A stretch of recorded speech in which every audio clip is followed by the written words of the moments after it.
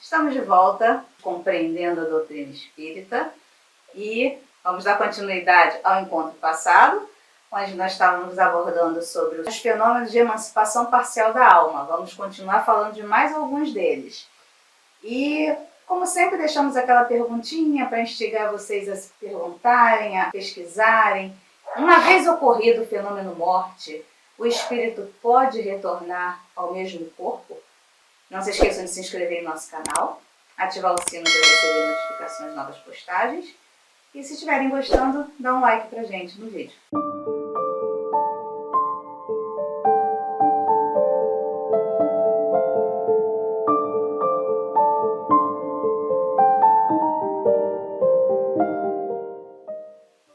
Estamos no capítulo 8 da Emancipação da Alma, visitas espíritas entre pessoas vivas.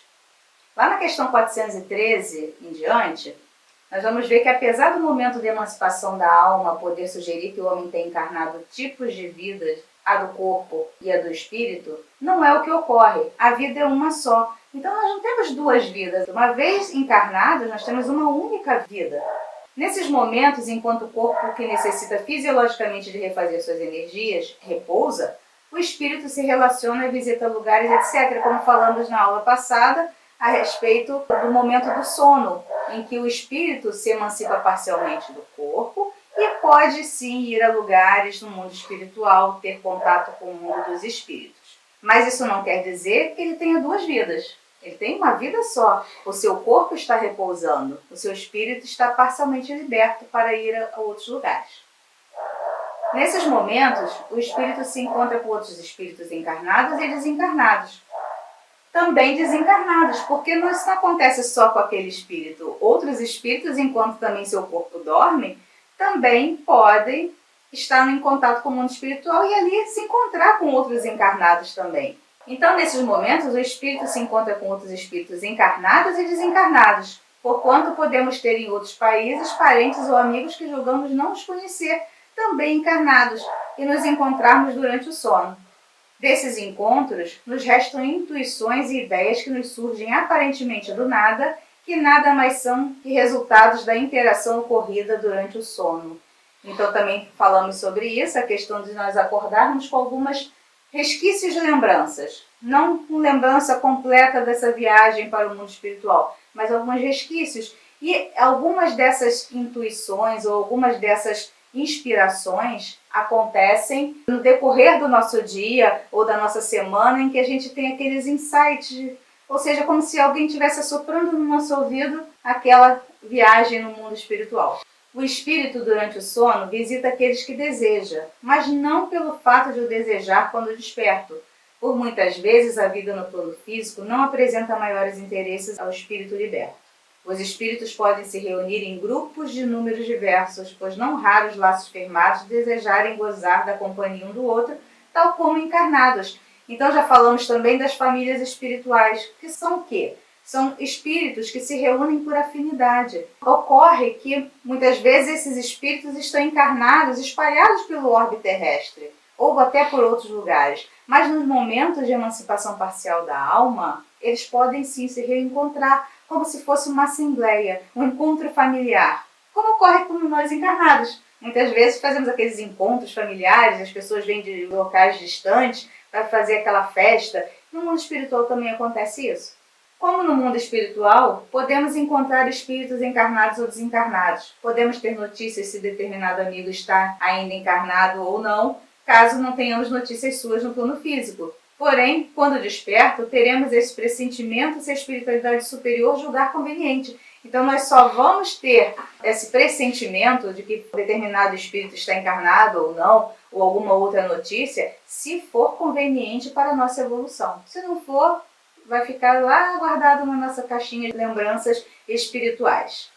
Isso a gente está vendo lá nas questões 416 a 418 do Livro dos Espíritos. Também abordamos nesse capítulo a transmissão oculta do pensamento. Não raro uma descoberta se dê em diversos pontos do globo ao mesmo tempo. Isto ocorre porque durante o sono, os espíritos se reúnem como numa assembleia, trazendo ao despertar aquela ideia que julga ter sido sua.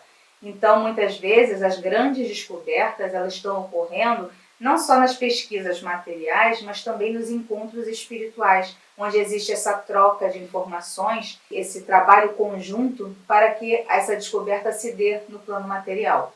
Algumas vezes até são julgados como plágio, quando na verdade não há plágio, e sim essa intuição em diversos locais para que esses elaboradores desse projeto possam desenvolver com o mesmo pensamento, com algumas variações, porque aí vai depender do talento de cada um, mas a essência da descoberta é idêntica. Então não há plágio. Muitas das vezes se vê obras sendo escritas muito semelhantes, tratando o mesmo assunto, fidedigno àquela linha de pensamento, àquela corrente de pensamento.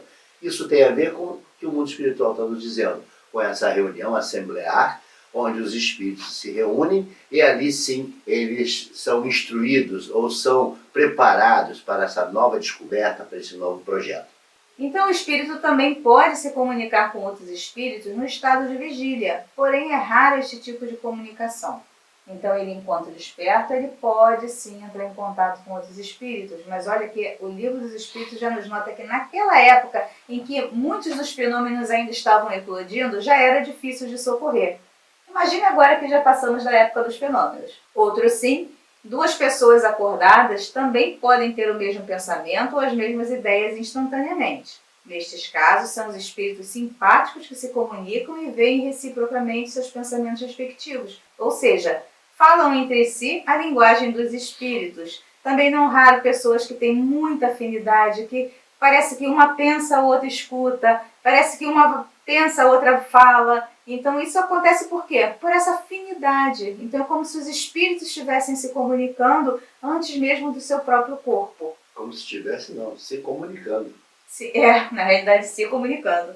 Dando continuidade ainda nesse mesmo capítulo, vamos falar sobre alguns fenômenos de emancipação parcial da alma que nos parecem, ou pelo menos nós temos a impressão de se tratar de doenças. Vamos falar da letargia, da catalepsia e de mortes aparentes. Lá na questão 422. Antes, no entanto, vamos trazer algumas definições a respeito dessas patologias, como a ciência trata. A letargia, ela trata isso como sendo uma psicopatologia, um estado de profunda e prolongada inconsciência, semelhante ao sono profundo, do qual a pessoa pode ser despertada, mas ao qual retorna logo a seguir. Por extensão, pode ser incapacidade de reagir e de expressar emoções, apatia, inércia ou desinteresse. A catalepsia, em síntese, traduz-se na imobilidade e inatividade do corpo inteiro, fazendo com que o indivíduo fique na mesma posição em que foi colocado por um longo período de tempo. Existem 3 tipos de catalepsia: a projetiva, que é um fenômeno natural e benigno, ocorrendo durante o sono; a catalepsia patológica, que é uma doença rara; e a catalepsia segundo o estoicismo, que é um conceito na filosofia estoica. E trazendo uma comparativa entre essas duas, a catalepsia e a letargia pode ser lúcida. Já na catalepsia, o paciente continua consciente e com seus sentidos ativos e as funções vitais funcionantes, embora um pouco desaceleradas. Então, as suas atividades metabólicas são reduzidas, ele tem um desaceleramento. O que mais aflige as pessoas é o fato de perceberem tudo o que ocorre à sua volta e não conseguirem esboçar qualquer reação. Então, nós temos muitos relatos desse sentido, em que as pessoas ficam completamente imóveis, porém percebendo tudo à sua volta. Elas não estão dormindo, elas estão acordadas, porém sem conseguir esboçar movimentos ou falar. São definições para a ciência, mas o que o Espiritismo nos fala a respeito desses fenômenos? A letargia e a catalepsia derivam do mesmo princípio, que é a perda temporária da sensibilidade do movimento por uma causa fisiológica ainda inexplicada. Diferem uma da outra em que na letargia a suspensão das forças vitais é geral e dá ao corpo todas as aparências da morte. Olha, na letargia nós temos todas as aparências da morte, parece realmente que aquela pessoa está morta. Na catalepsia fica localizada, podendo atingir uma parte mais ou menos extensa do corpo, de sorte a permitir que a inteligência se manifeste livremente, o que a torna inconfundível com a morte. A letargia é sempre natural, a catalepsia por vezes espontânea, mas pode ser provocada e suprimida artificialmente pela ação magnética. Então, na catalepsia nós podemos provocar esse fenômeno, na letargia não, segundo o Espiritismo. Lembre-se que na época do Espiritismo estava em voga o quê? os estudos do magnetismo, tratamentos como sonambulismo ou estados hipnóticos, que a gente vai tratar ainda mais à frente. Freud nessa época. Freud, Mesmer. Então, lá na questão 422, nós vamos ver que não é pelos órgãos do corpo físico que o letárgico ou cataléptico percebem o mundo ao seu redor, mas pelo espírito que tem consciência de si, mas não pode comunicar-se. Então, quando a ciência diz que esses estados, o ser humano ele não consegue se movimentar, colocar o seu corpo em movimento, mas dissemos também que ele percebe o mundo à sua volta, então o Espiritismo nos explica que ele percebe sim o mundo à sua volta, porém com as percepções do espírito e não do seu corpo físico, não por canais como os nossos sentidos, a nossa visão, nossa audição, nosso tato, não. Ele percebe o mundo pelos sentidos do espírito, ou seja, o espírito sente como um todo. Então, na letargia, a vitalidade encontra-se em estado latente, porquanto o corpo ainda vive. Assim, ainda não ocorreu o fenômeno morte, e o espírito se encontra ligado a ele. Através de cuidados dispensados a tempo, pode ser restituída a saúde do enfermo. Então, ele considera, assim, uma enfermidade no sentido de que, se não for tratado a tempo, pode sim ocorrer o fenômeno morte, porque os sinais vitais, eles realmente são reduzidos. Então, tanto a ciência falando como o espiritismo falando, os sinais vitais são reduzidos. E tem a aparência de morte, sim. E se não for dispensado cuidados, sim, o corpo pode vir a morrer. Ou seja, se você não cuidar da causa, naturalmente os efeitos serão gravosos para o corpo. E talvez irreversíveis. O magnetismo, em tais casos, através da transfusão fluídica, é um poderoso meio de ação. Então, note-se que também nos dá a forma de tratar essa letargia, que é através do magnetismo. E a gente está falando de quê? De transfusão fluídica, ou seja, de transfusão de fluido vital. E a gente fala disso como se na doutrina espírita fosse a atualidade, mas na realidade isso é um fenômeno muito antigo, que acontece em todos os tempos. E nos evangelhos nós temos vários exemplos de letargia, catalepsia, que devem ser recebidos com as devidas cautelas essas narrativas, pois não faltam estudos a demonstrar a deturpação da verdade por interesses outros que esses fatos receberam. Então nós vamos fazer leituras aqui que parecem ser milagres, quando na verdade não temos absoluta certeza daquilo que ocorreu. E sempre nos é advertido que o Criador ele não vai corromper as suas leis, ele não vai conflitar as suas leis. Deus se explica através de suas leis. O Criador jamais colocaria uma lei que pudesse ser quebrada, qualquer que fosse a razão, ainda que fosse de forma a alertar o homem da existência de um mundo espiritual. Não, não é verdade. E os estudos aprofundados que temos nos evangelhos demonstram que esses fatos foram sensivelmente alterados com uma intenção, com um propósito, com uma finalidade. E alguns deles são tão fortes que escravizam os homens até os dias de hoje. Tem muita gente ainda preso aos evangelhos, à Bíblia, acreditando que aquilo efetivamente ocorreu, quando hoje a ciência mostra que aquilo não ocorreu, não passou de uma ficção daquele que escreveu, nominando-se os seus autores como sendo os evangelistas, quando na verdade são escritores que, através de uma mente bastante criativa, desvirtuou essa verdade. Aproveitando seu pertinente comentário, vamos responder a pergunta inicialmente feita. Uma vez ocorrido o fenômeno morte, não tem como voltar atrás. Cessaram as atividades do corpo, o fluido que o alimentava já não existe mais, então o corpo morre e não tem como restituir a vida àquele corpo que já morreu, porque ele já entrou em estado de decomposição. As atividades de decomposição já começaram ali naquele corpo e não tem como reverter. Mas nos exemplos do Evangelho nós temos casos em que o corpo volta à vida. E aí nós vamos explicar, como estudamos já os fenômenos de letargia e catalepsia, que já mostramos o quê? Que as atividades do corpo, as atividades metabólicas do corpo, se reduzem a mínimo. E muitas vezes aparentam estarem mortos. E já tivemos muitos casos e muitos relatos de pessoas que foram enterradas vivas justamente porque aparentavam uma morte. E na realidade eles estavam o quê? Com as atividades metabólicas reduzidas, a ponto de não ter como perceber. Hoje nós temos instrumentos que ligados ao corpo dizem se o corpo está morto ou se o corpo está vivo, se existe ali alguma atividade ou não. Mas nos tempos antigos não tinha isso. Então você iria ver que você estava morto como o quê? Batimentos cardíacos, respiração. E com essas atividades extremamente reduzidas não se conseguia chegar a essa conclusão de que ele estava vivo ainda. E aí ele era dado como morto e muitas vezes enterrado, e às vezes aconteciam exumações e descobria-se que o corpo estava revirado. Como assim? Porque foi enterrado vivo.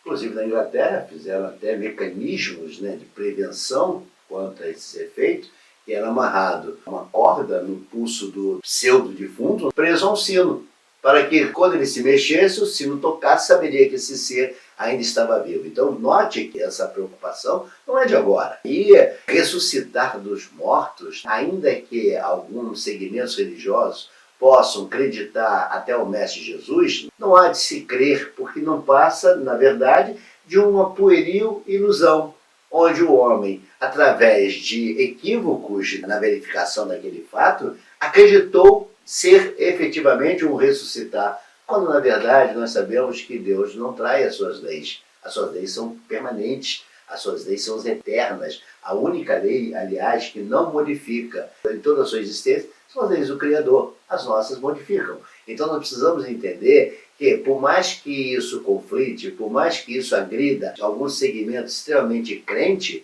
é a ciência a negar essa verdade. É a ciência a mostrar que aquilo não ocorreu, que aquilo é uma ficção, que aquilo é fruto de uma imaginação ou, quando não, de uma observação equivocada por parte daquele que narrou essa história.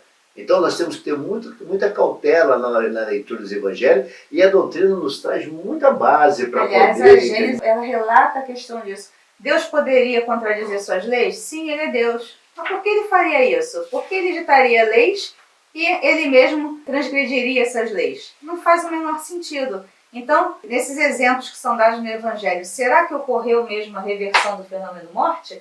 Vamos citar alguns aqui, fazer alguns breves comentários, só para não deixar no ar, dizer que a gente só falou que tem. Não, tem sim, vamos ver alguns.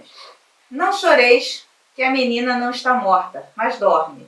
Então Jesus, tomando-lhe a mão, disse em voz alta: Talita, cuma, menina, desperta.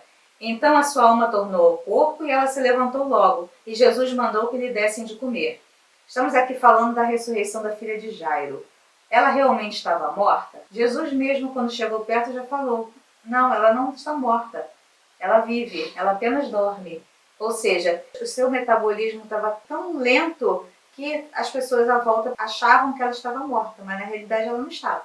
Olha o Mestre nos dando a certeza que aquelas criações humanas não poderiam ocorrer. Olha o Mestre destruindo a percepção equivocada, as ilusões criadas pelo homem. Olha o Mestre mostrando a possibilidade disso, em afirmar categoricamente: não, ela não está morta, ela só dorme. Ou seja, é claro, não se conhecia esses fenômenos, não tinha a nomenclatura desses fenômenos, mas Jesus já estava nos afirmando a impossibilidade da ressurreição, a impossibilidade do retorno do Espírito quando rompido o laço que liga a matéria. Então, quando nós criamos essas ilusões, quando nós criamos essas fantasias, nós damos asa à nossa imaginação. É só isso. E Jesus pontualmente vai nos mostrar: olha, isso não é verdade, não ocorreu a ressurreição. Só uma observação aqui, que nós estamos tratando de ressurreição, porque a ressurreição é a volta do Espírito ao mesmo corpo, diferentemente da reencarnação.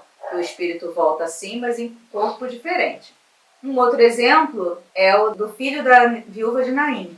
Depois, aproximando-se, tocou o esquife e os que o conduziam pararam. Então disse ele: mancebo, levanta-te, eu ordeno. Imediatamente o moço se sentou e começou a falar. Note-se que ele já estava pronto para ser sepultado.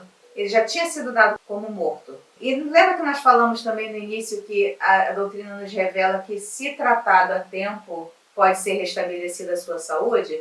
Quando Jesus se aproxima deles, o que ele está fazendo ali? Uma transfusão fluídica, um passe. É o mesmo passe que a gente recebe na casa dos espíritas. Jesus ali deu o seu passe e restituiu a saúde a ele, e restituiu a vitalidade. Um outro exemplo, e talvez o mais polêmico, é o caso de Lázaro. E clamou com grande voz: Lázaro, sai para fora. E o defunto saiu, tendo as mãos e os pés ligados com faixas e o seu rosto envolto num lenço. Este caso é mais polêmico porque, segundo as Escrituras, Lázaro já estava há alguns dias sepultado e volta à vida. Esse é mais um fato a asseverar a impossibilidade do retorno à vida. Aí alguns vão defender a ideia, mas ele estava cheirando mal. E a Gênesis vai te mostrar que é possível ocorrer esse fenômeno da putrefação nesse estado. Mas não é a putrefação do corpo, é partes do corpo. E ou normalmente seja, as extremidades. As extremidades, porque essas são as primeiras a perder o fluxo sanguíneo. E aí, quando passa a oxigenar aqueles tecidos, vai ocorrer a putrefação sim. Então, o fenômeno Lázaro também cientificamente é explicado, também é demonstrado. E mostra também que ali não ocorreu milagre algum. É a Gênesis que vai te falar, lá no capítulo 15, dos milagres do Evangelho, que vai contestar essa afirmação. Porque lembre-se que eu disse, muitos dos fenômenos que foram apresentados dentro dos Evangelhos, eles foram de uma visão equivocada, foram de uma visão ilusória, parecia o que não era. Ou seja, aquilo que até o Augusto Cury fala, a mente mente. E as pessoas não muito afetas a este assunto, principalmente naquela época, viam aquilo e davam como verdade. Mas vem Jesus, o nosso querido, amado Mestre Jesus, a nos demonstrar essa impossibilidade. E a Gênesis faz uma observação interessante, inclusive falando sobre esse mau cheiro. E ele fala, e quem podia saber que Lázaro já cheirava mal? Foi sua irmã Maria que o disse. Mas como sabia ela? Por haver já 4 dias que Lázaro foi enterrado, ela supunha, nenhuma certeza, entretanto, podia ter. Então, a Gênesis vai colocar por terra esta percepção equivocada. E que é verdade, quantas vezes algumas coisas acontecem em determinados centros espíritas, e aí os propagadores das verdades contam aquela história, trombeteiam aquela história como se aquilo fosse verdade, quando na realidade ocorreu foi um fenômeno físico. Ou seja, com base no seu parco conhecimento, a percepção que ele teve daquilo, ele relata como se aquilo fosse Foi uma verdade. lâmpada que queimou, ele diz que foi energia do espírito. Foi um estalar de madeiras, que foi uma dilatação do material, foi o espírito que o fez. Mas ele faz, às vezes, nem tanto com maldade de enganar, mas sim porque ele não conhece que os materiais eles se dilatam ou se contraem de acordo com a temperatura, ele não conhece os fenômenos elétricos que fornecem a luz para a gente,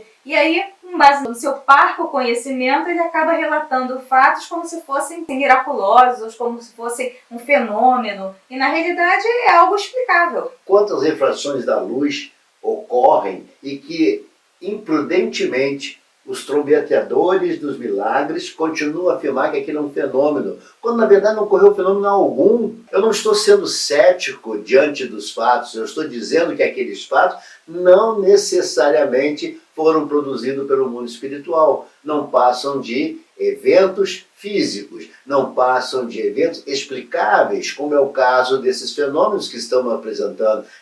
A filha de Jairo, o filho da viúva de Naim, Lázaro, o próprio Lázaro, que a doutrina vai te mostrar, vai te convidar, ela não vai nem te mostrar, ela vai te convidar a colocar esses eventos na mesa da razão e verificar se isso poderia ter sido ocorrido ou não. É isso que essa doutrina faz, e é por isso que ela é tão empolgante, por isso que ela é tão maravilhosa, porque ela tira das pessoas, ou tenta tirar das pessoas, essa falsa percepção, essa tendência ao imaginário, essa tendência que o homem tem de sempre, sempre olhar o fenômeno, olhar o extraordinário. A doutrina espírita ela chegou num momento muito apropriado, na época da razão, na época do iluminismo, na época em que o homem passa a pensar. O homem já não aceita a subordinação aos dogmas, o homem já não aceita mais a imposição dita por outro, ele quer saber, ele quer pesquisar, e esse é o convite que a doutrina faz a todos nós, para pararmos de criarmos fantasia, para pararmos de seguir os trombeteiros dos fenômenos, para parar de seguirmos instituições que criam e inventam fenômenos, porque isso lhes interessa economicamente, porque isso lhes traz renda, traz fluxo de pessoas nas suas instituições. E a doutrina vem destruir isso há muito, mas ainda os incautos continuam a seguir essas inverdades. A doutrina espírita veio para te levantar o véu, para te auxiliar na busca da verdade. Ela veio para confrontar essas mentiras no sentido de te libertar, de fazer que você não seja mais um incauto na mão desses manipuladores que só estão ali para obter lucros e vantagens. Uma coisa é certa, apesar dela não trazer os pormenores, o que levar aquelas pessoas a relatarem aquilo daquela forma, com as suas percepções de que ali ocorreu um fenômeno morte, que Jesus havia ressuscitado essas pessoas, ela mostra da impossibilidade disso. Ela não traz os pormenores, mas ela diz que aquilo não ocorreu. Ela diz que uma vez ocorrido o fenômeno morte, não tem como voltar atrás. E que se houve uma restituição da saúde dessas pessoas, é porque ali não havia ocorrido o fenômeno morte e através de tratamentos adequados, ou seja, os passes, que Jesus ali deu passe a essas pessoas, restituiu a saúde. Então, respondendo à pergunta feita anteriormente, uma vez ocorrido o fenômeno morte, não tem como o espírito voltar. Então, a Gênesis também traz aqui que, enquanto não se haja rompido o último fio, pode o espírito, quer por uma ação energética da sua própria vontade, quer por um influxo fluídico estranho igualmente forte, ser chamado a volver ao corpo. Ou seja, o espírito estava ali se libertando, mas por um influxo forte, estamos falando de transfusão fluídica, ele pode voltar àquele mesmo corpo. Ali não havia rompido os laços que o prendem ao espírito. Ele estava só ainda em fase de se romper, mas não havia rompido ainda. Por isso ele volta ao corpo. A impressão daquelas pessoas é que ali havia um corpo já morto, mas não existia isso. A doutrina deixa isso bem claro. Então a doutrina, ela não confronta a fé. Não, não é isso. Longe disso. Muito pelo contrário, ela solidifica a fé do homem. Mas que fé é essa que ele está solidificando? A fé raciocinada, a fé sob a razão. É esta fé que ela defende, e não a fé de acreditar por acreditar, a fé conduzida, a fé induzida. Esta fé leva ao fanatismo. Esta fé que ele combate. É esta fé que ele diz não. A esta fé que ela nos convida a não ser seguidores. Porque sim, todos os fenômenos que são apresentados, explicáveis, ela te apresenta. A doutrina espírita, ela te liberta. Ela te convida a romper os grilhões que te prendem. Então, ela nos recomenda atenção, cuidado, quando são nos apresentados fenômenos. Paremos de trombetear inverdades pelo mundo, quando, na verdade, tudo aquilo que ocorreu tem uma explicação lógica e científica e que não foi produzido pelo mundo espiritual. Nada mais é do que fenômenos, como aqui apresentamos para vocês e como outros iremos apresentar nas próximas edições, para que você tenha essa consciência. Não que você perca a sua fé, não, mas que você solidifique a sua fé dentro de um contexto racional. E a doutrina vem nos explicar o que é fé. Fé não é acreditar por acreditar, não é seguir os trombeteiros da mentira. Fé é algo que vai muito além de tudo isso. Aliás, fé é libertar-se dessas pessoas, desses seres que te aprisionam.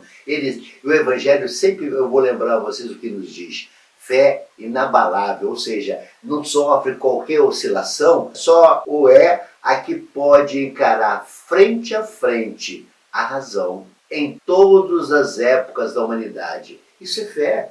Então, acreditar, ter fé nos ensinos de Jesus, isso é inabalável, são ensinos inabaláveis. Agora, fenômenos que são narrados ali, que são deturpações da verdade, essa nós devemos ter cautela, essa nós devemos sopesar, essa devemos colocar na mesa da razão, até para podermos fazer aquilo que o Evangelho nos aconselha, confrontar, colocar na mesa da razão. Então tenhamos cuidado para que não sejamos seguidores de fenômenos inexistentes ou de ilusões, porque elas não existem, elas levarão ao sofrimento, te criarão esperanças que lá na frente vão te destruir, vão fazer com que você se decepcione e você aí sim vai perder a sua fé. Esta fé jamais você perde. A que são apresentadas como fenômenos, essa você vai perder com certeza. Esperamos que vocês tenham gostado. No próximo encontro vamos continuar falando sobre agora de sonambulismo e dupla vista. Esperamos que vocês fiquem conosco nesse canal. Que a paz do Mestre Jesus habite em nossos corações. Fique em paz.